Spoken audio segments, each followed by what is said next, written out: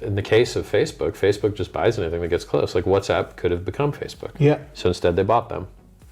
And Instagram could have become Facebook. So instead they bought them. And then capitalism doesn't work when there's no competition.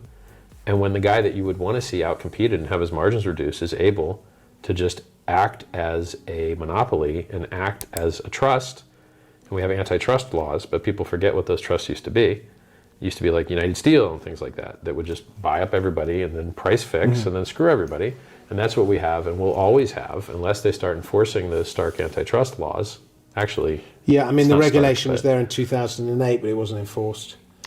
Well, those antitrust laws have been around since the 30s. No, but the point I'm making is that the laws for most things they to just do right, don't use them. Yeah, exactly. And they They're should. not enforced. An emergent monopoly is a monopoly. If you're deleted from YouTube and Twitter and Facebook, do you exist? You're no longer, like, those are utilities much more so than the telephone ever was. And the telephone was regulated as a utility. And it had to have, you know, data, phone number portability. And for DSL, you had to be able to just, everybody could resell DSL with their little value add. Oh, we're going to give you news group access, whatever. That's the way you solve social media. So you give people data portability. Here's your profile. You can put it wherever you want. You get a base So that's layer. not a libertarian solution. Well, if you want a free market, the solution to creating a free market is not liberty. Free market means regulated market.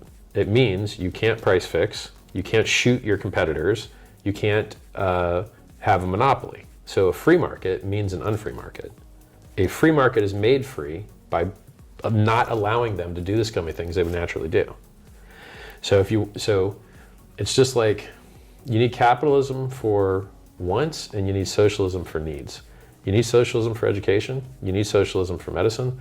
Most of the world has already figured that out, and that's why they get much better health outcomes and much lower crime rates. In the United States, we have the highest murder, like we have the highest gun death rate, and we score extremely poorly in the schooling stuff. And you're just like, maybe you shouldn't be one medical problem away from bankruptcy and living in the street. It doesn't work. Like, the society's gonna pay for that person living in the street, indirectly or directly. And you get a better deal if you pay for it directly.